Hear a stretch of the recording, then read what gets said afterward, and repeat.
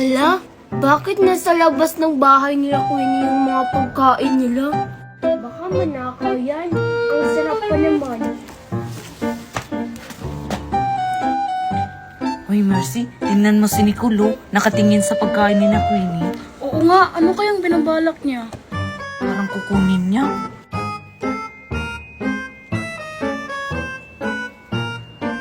Para atang walang tao.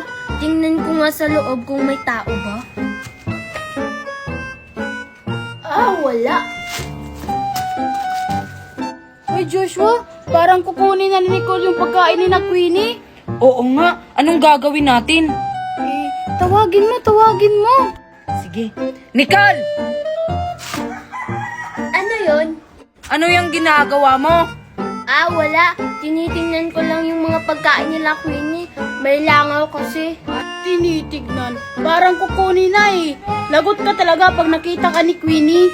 Oo nga Nicole, umalis ka na lang dyan, baka maabutan ka pa.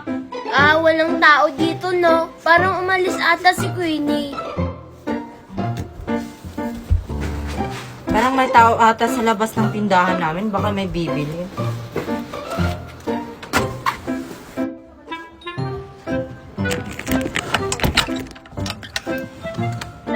Ay Nicole, bibili ka? Queenie, kanina ka pa dyan? Kakagising ko lang, kakapunta ko lang dito sa tindahan. Ano pala pinag-uusapan yung tatlo? Hala, nandiyan na nga si Queenie. Oo nga, sana hindi nakita si Nicole. Di naman siguro, parang kakagising lang ni Queenie. Wala, Queenie. Akala ko bibili ka. Sabihan mo kasi Mercy at saka si Josa kung bibili sila. Kasi kung hindi, matutulog na lang ako ulit. Sige, Queenie. Joshua, Mercy, bibili ba daw kayo? Hindi Nicole, hindi kami bibili. Queenie, parang kukunin na yun eh. Anong kukunin? Hoy!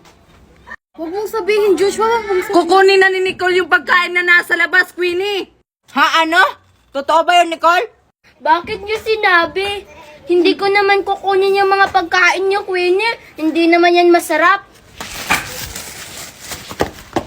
Kinuha nga. Tara, puntahan natin si Nicole. Manghihingi tayo. Hala, yung pagkain kinuha ni Nicole. Susumbong ko siya kay Mami.